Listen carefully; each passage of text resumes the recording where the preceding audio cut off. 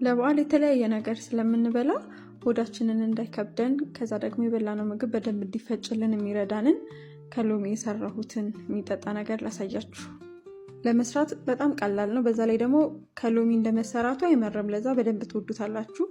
የሚያስፈልገን ሎሚ ነው። ሎሚውን በደንብ አጥቤ ካደረግኩ በኋላ ከላይ ያለውን ቆዳ አረንጓዴዋን ፓርት ብቻ ፈቅፍቅ ያነሷት። እሷን ለሲራፕ ለመስሪያ ነው የተጠቀምኩት። እዚህ ጋር እንደምታዩት ስኳሩ ላይ የፈቀፈቅኩትን ሎሚ ያረኩና በእጅ እንደዚህ ማሽበት ምክንያት ምንድነው? ሎሚው ልጣጩ ላይ ያለውን ቅባቶች እንዲለቅ ነው። እሱ ነው በደንብ ፍሌቨር የሚሰጥልን። ከዛ ውሃ አድርጌ ጣድኩት። ከዛ የተወሰነ ሎሚ ልጣጩን ከነነጩ ነጩን ፓርት ከጨመራችሁት ያመራዋል። ስለዛ እሱንም ማንሳት አለባችሁ።